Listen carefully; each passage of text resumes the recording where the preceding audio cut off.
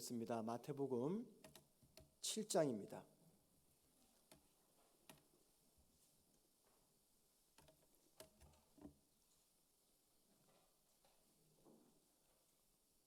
마태복음 7장 28절 29절입니다. 신약성경 11면입니다. 제 성경책으로. 혹시 마이크가 지지되는 것을 좀 잡아주실 수 있으면 잡아주시면 감사하겠습니다. 안 되면 놔두시고요. 마태복음 7장 28절과 29절 제가 혼자 읽겠습니다. 예수께서 이 말씀을 마치심에 무리들이 그의 가르치심에 놀라니 이는 그 가르치시는 것이 권위 있는 자와 같고 그들의 서기관들과 같이 아니함일러라. 아멘. 자, 저는 고난 주간을 맞이해서 5개의 예수님의 초상에 관해서 말씀을 살펴보고 있습니다. 5가지는 인간이 되신 예수님, 또 선생이신 예수님, 종이 되신 예수님, 목자이신 예수님, 그리고 왕이신 예수님, 이 5가지 초상 한 분의 예수님에 관한 말씀을 전하고 있고, 어제는 인간이 되신 예수님에 대해서 말씀을 전했습니다. 오늘은 선생이 되신 예수님에 관해서 말씀을 한번 생각해 보려고 합니다. 20세기 후반부터 최근까지 과학과 또 문명의 발달로 인해서 땅속에 잠자고 있었던 많은 이 고고학적 자료들이 발굴이 되었습니다. 그 자료들 중에서 2000년 전 예수님에 관해서 많은 것들을 알려주는 자료들 혹은 문서들이 발견이 되었습니다. 그리고 과학의 발달로 그 문서들을 해독할 수가 있었고, 그로 인해서 성경에 기록되지 않은 많은 다양한 정보들을 우리가 얻게 되었습니다.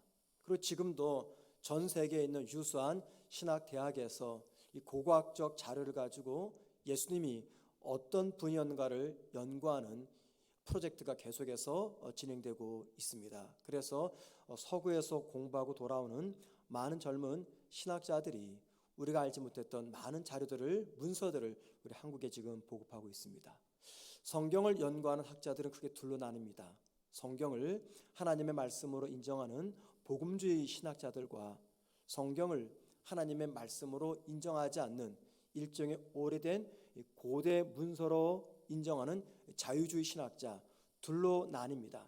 이 양측이 바라보는 예수님의 모습은 너무나 달라요. 그런데 복음주의 신학자이든 자유주의 신학자이든 모두가 다 공히 인정하는 것이 있었습니다. 그것은 바로 예수님은 역사상 가장 뛰어난 선생님이셨다라는 것입니다. 예수님은 가장 뛰어난 선생님이었음을 양측은 모두가 다 공히 인정을 합니다. 그 이유는 성경과 성경 외의 자료들은 예수님을 뛰어난 스승으로 묘사하고 있기 때문입니다. 특별히 성경에는 예수님의 가르침을 받았던 많은 사람들의 다양한 반응들을 기록해 놓았습니다. 그 반응을 보면은 예수님은 가장 뛰어난 스승, 선생이었다라는 결론을 내릴 수가 있는 것이죠. 성경에 나타난 사람들의 많은 반응 중에 몇 가지만 간단히 한번 생각해 보겠습니다. 첫 번째는요, 마태복음 7장 28절입니다. 오늘 본문이죠. 이렇게 말합니다. 예수께서 이 말씀을 마치심에 무리들이 그의 가르치심에 놀라니 라고 말합니다. 예수님의 가르침에 놀랬다. 또 하나 볼까요? 마태복음 13장 54절입니다. 고향으로 돌아가사 그들의 회당에서 가르치시니, 그 다음 보세요. 그들이 놀라 이르되 이 사람이 이 지혜와 이런 능력이 어디서 났느뇨. 또 하나 봅니다. 마태복음 22장 22절입니다. 그들이 이 말씀을 듣고 놀랍게 여겨 예수를 떠나가니라. 놀랍게 여겼다 말합니다. 마지막으로 요한복음 7장 46절입니다. 아랫 사람들이 대답하되, 그 다음 보세요. 그 사람이 말하는 것처럼 말한 사람은 이때까지 없었나이다. 예수님의 가르침을 들었던 사람들의 반응들을 보여줍니다. 모두가 충격을 받습니다.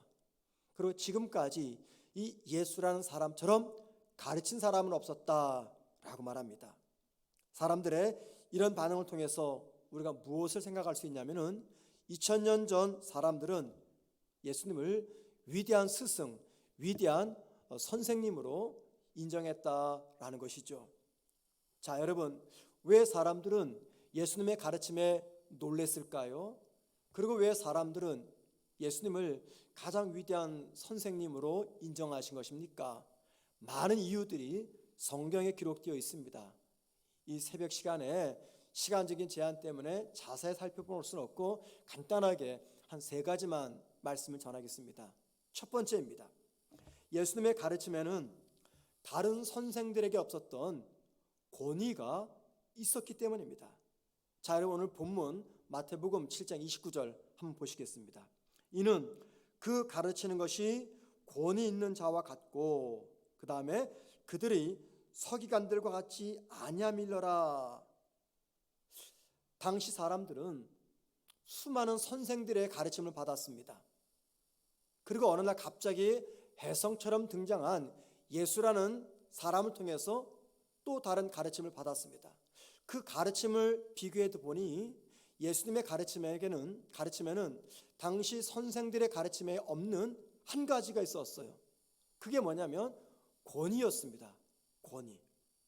자, 여러분, 왜 다른 선생들에 비해서 예수님의 가르침에게는 권위가 있다고 사람들이 생각한 것일까요? 그 이유 중 하나가 뭐냐면 예수님의 가르침에는요, 항상 사람들이 심각하게 논쟁하는 그 논쟁거리에 언제나 종지부를 찍는 가르침이 있었기 때문입니다. 예를 들면 안식일 준수 문제, 율법 문제, 11조 문제, 인간의 부활의 문제, 내세의 문제, 인간의 죄의 문제, 사람들이 이 문제를 가지고 많은 논쟁을 벌였는데 정답을 알려주지는 않았어요. 그런데 예수님의 가르침에는 언제나 이런 논쟁거리에 종지부를 찍는 가르침이 있었기 때문입니다. 여러분 기억나십니까? 예수님께서 사람들을 가르칠 때 즐겨 사용하신 표현법이 있어요. 그게 뭡니까? 진실로 진실로 너희에게 이르노니. 진실로 진실로. 이 말이 무슨 뜻일까요? 진실로 진실로. 이 말은요, 지금 내가 말하려고 하는 것은 너희들이 논쟁하고 있는 그 논쟁거리에 내가 종지부를 찍는 가르침이다, 그 뜻입니다. 그래서 진실로 진실로 내게 이르노니 라는 표현을 썼던 것이죠. 특별히 사람들이 고민하는 그 문제들이 있었어요. 그 문제에 주님은 언제나 명확한 답을 알려주셨습니다. 예를 들면 사람이 어디로부터 왔는지를 가르칠 때는 명확하게 말씀하셨어요. 사람은 하나님의 형상을 따라 하나님께서 창조한 하나님의 창조물이다 가르쳤습니다. 사람이 누구인지 대해서 가르칠 때는 또 명확한 답을 주셨죠. 사람은 누구냐면 죄인이다 말씀하셨어요. 죄인에게 가장 필요한 것이 무엇인지를 가르칠 때는 인간의 죄를 씻어줄, 인간은 죄인이다라고 말씀하셨고, 죄인에게 가장 필요한 것이 무엇인가를 가르칠 때는 죄인의 죄를 씻어줄 주님 당신이라고 말씀하셨습니다. 죽음 뒤에는 무엇이 있는지 궁금해하는 사람들에게는 무덤 뒤에는 의인과 악인의 부활이 기다리고 있다 말씀하셨어요. 죽음 뒤 천국에 갈 수 있는 유일한 방법은 당신을 믿는 것뿐이라고 말씀하셨고, 죽음 뒤 지옥에 갈 사람은 당신을 거절하는 사람들이라고 말씀하셨습니다. 무엇보다 이 땅에서 가장 가치 있는 삶을 사는 것은 하나님의 나라와 하나님의 의를 구하는 삶이라고 말씀하셨어요. 자, 이러한 예수님의 가르침을 받았던 사람들은 언제나 충격을 받았습니다.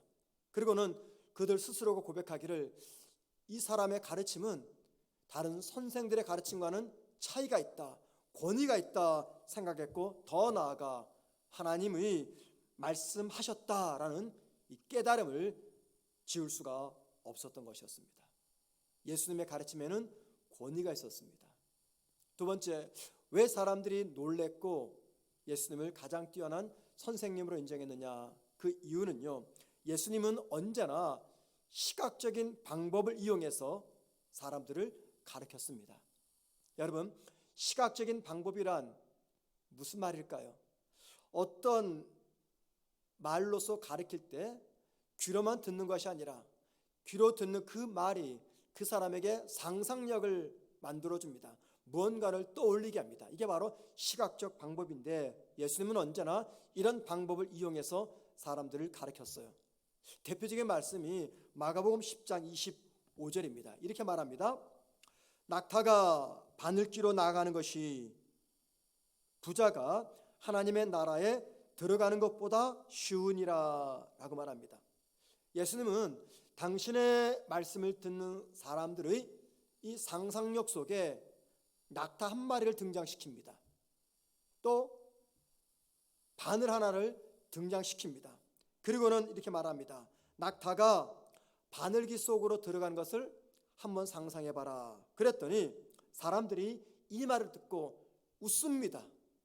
또는 도대체 무슨 이야기지 하면서 예수님을 빤히 쳐다봅니다.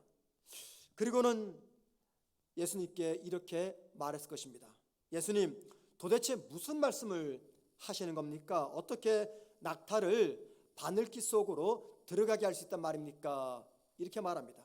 이때 예수님이 뭐라고 대답하십니까? 내 이야기를 들어봐라. 부자가 천국에 들어갈 가능성이란 낙타가 바늘구멍으로 들어갈 수 있는 가능성과 똑같은 것이란다 이야기합니다. 낙타가 바늘구멍으로 들어가려면 어떻게 됩니까? 한 가지 방법밖에 없어요. 초자연적인 일이 나서 낙타의 몸이 갑자기 줄어드는 것입니다. 이 방법밖에 없어요. 그것처럼 부자가 천국에 들어간다는 것은 초자연적인 일이 일어나야 될 만큼 대단히 어려운 일이다라는 것을 가르치고 있었던 것이죠. 자, 이 말을 들었던 사람들이 예수님의 가르침에 어떤 반응을 보였을까 우리 충분히 짐작할 수가 있습니다. 세 번째, 사람들이 주님의 가르침에 놀랐고 예수님을 가장 뛰어난 선생으로 보았던 이유는 예수님의 가르침은요 언제나 행동의 변화를 촉구하는 말씀이었기 때문입니다. 그냥 귀로만 듣고 지나가는 말씀이 아니라 언제나 사람들의 지정의를 움직여서 변화를 일으키는 말씀이었기 때문이죠. 사람들이 예수님에게 모여들었습니다. 왜 모여들었습니까? 주님의 말씀은 언제나 그들의 삶을 변화시키는 말씀이었기 때문입니다. 예수님의 가르침은 사람들을 변화시켜서 삶을 바꿉니다. 그리고 하나님의 나라를 위해서 헌신하게 만드는 가르침이었습니다.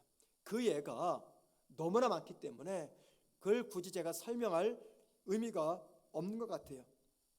주님은 사람들에게 일터에서 행동은 어떠해야 되는지, 결혼 생활은 어떠해야 되는지, 혹은 가족 관계는 어떠해야 되는지, 또는 대인 관계는 어떠해야 되는지 등 사람들의 삶과 밀접한 주제에 관련해서 말씀을 전할 때는 언제나 사람들의 변화를 촉구하는 말씀을 주셨습니다. 특별히 여러 가지 일들로 염려하는 사람들에게는 염려하지 말아야 될 이유를 충분히 설명하셨습니다. 특별히 원수를 사랑하는 법을 설명하셨습니다. 주님의 가르침은 언제나 실제적이었고 사람들의 말과 행동의 변화를 촉구하는 말씀이었습니다. 사람들이 예수님의 가르침에 놀랬고 예수님을 가장 뛰어난 스승으로 보았던 것은 첫째, 예수님의 가르침에는 권위가 있었고 예수님은 당시 선생들이 사용하지 않았던 시각적 방법을 사용했고 예수님의 가르침은 언제나 사람들의 삶의 변화를 촉구하는 결단하게 하는 말씀이었기 때문입니다. 종종 성도들이나 혹은 후배들이 목회자들에게 이런 질문을 할 때가 있습니다. 목사님에게 가장 큰 영향을 끼친 분은 누구입니까? 이런 질문을 할 때가 있습니다. 여러분의 인생에 가장 큰 영향을 끼친 분이 누굽니까? 혹시 그런 분이 있으신지요? 어떤 분은 사도 바울이라고 답을 합니다. 어떤 분은 성 어거스틴이라고 답을 합니다. 어떤 분은 우리 장로교의 신학을 만들어 놓은 존 칼빈이라고 이야기하고 또 어떤 분은 20세기 가장 뛰어난 기독교 사상가인 C.S. 루이스라고 이야기하고, 또 어떤 분은 한국의 성자인 손양원 목사님 또는 주기철 목사님 등등이라고 답을 합니다. 그런데 여러분, 이렇게 대답하는 분들은요, 공통점이 하나 있어요. 그게 뭐냐면 그들에게 영향을 준 이분들을 한 번도 만난 적이 없다는 것입니다. 예를 들면 사도 바울은요 2000년 전 인물이에요. 성 어거스틴은 1600년 전 인물이고요. 존 칼빈은 500년 전 인물입니다. C.S. 루이스는요 수십 년 전에 죽은 사람이에요. 손양원 목사님, 주기철 목사님 오래전에 다 돌아가신 분들입니다.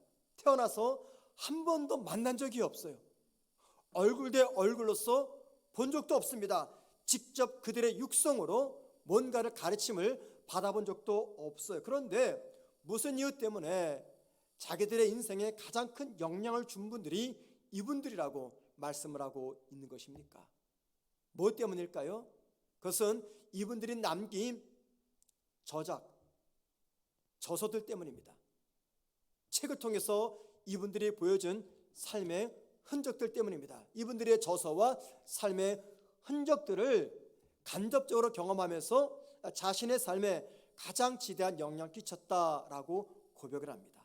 이 말이 무슨 말이냐면 나를 변화시키고 나에게 가장 큰 영향을 준 선생님, 스승을 이야기할 때 그분들은 반드시 생존하는 사람이 아니라는 것입니다. 그렇다면 여러분, 오늘날 그리스도인인 저와 여러분에게 가장 큰 영향을 끼친 분은 누구입니까? 여러분에게 가장 큰 영향을 끼친 분, 한 분을 꼽으라면 그분이 누구입니까? 오래전 내가 섬겼던 교회 목사님입니까? 내 주일학교 선생님입니까? 학교 스승입니까? 누구입니까? 여러분, 그리스도인들에게 가장 큰 영향을 끼친 선생이 누구냐라고 말할 때 우리 모두가 공통된 답이 나와야 되는데 그분이 누구라고요? 예수 그리스도십니다. 예수님이 우리에게 가장 큰 영향을 끼친 스승이 되셔야 된다는 겁니다. 비록 우리가 주님을 얼굴 대 얼굴로 만난 적이 없어요. 비록 우리가 주님으로부터 친히 육성으로 주님의 가르침을 받아본 적도 없습니다. 그런데 주님이 남기신 말씀, 성경이죠. 성경에 기록되어 있는 주님의 말씀과 성경에 기록된 주님의 삶의 흔적들을 통해서 우리는 가르침을 받고 내 생에 가장 큰 영향을 끼친 분이 다름 아닌 예수님이다 라고 말할 수가 있어야 된다, 그 말입니다. 예수님은 2000년 전 이 땅에 계실 때만 권세 있게 가르치지 않았습니다. 예수님이 2000년 전 이 땅에 계실 때만 시각적인 방법으로 가르치지 않았습니다. 예수님은 2000년 전 이 땅에 계실 때만 삶의 변화를 촉구하신 분이 아닙니다. 지금도 저와 여러분에게 동일한 가르침으로, 동일한 선생님으로 가르치고 계십니다. 지금도 주님은 내 생각과 내 마음을 변화시키는 예리한 말씀으로 가르치고 계십니다.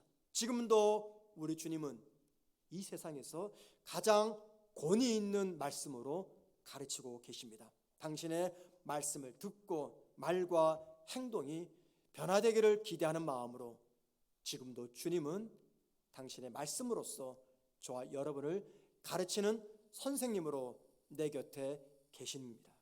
우리가 살다 보면은 다양한 주제로 논쟁을 벌일 때가 있어요. 가정에서든지 또 교회에서든지 직장에서든지 논쟁을 벌일 때가 있습니다. 때로는 그 논쟁이 한심스러운 논쟁일 때가 있어요. 때로 그 논쟁의 주제가 굉장히 심오한 주제일 수도 있습니다. 저마다의 지식과 경험을 뽐내면서 자신의 생각을 주장합니다. 그런데 여러분, 우리 그리스도인들이 꼭 기억할 것이 있습니다. 그게 뭐냐면 우리가 어떤 주제로 논쟁을 하든지 또는 세상이 무엇이라고 말하든지 또는 내가 살면서 어떤 경험을 했던지 관계없이 모든 논쟁에 종지부를 찍을 수 있는 가장 권위 있는 가르침이 무엇이냐라는 겁니다. 여러분, 그게 무엇입니까? 우리가 벌이고 있는 모든 논쟁에 종지부를 찍을 수 있는 가장 권위 있는 말씀, 가장 권위 있는 가르침, 그게 무엇입니까? 다름 아닌 예수님의 가르침이며 예수님의 말씀입니다.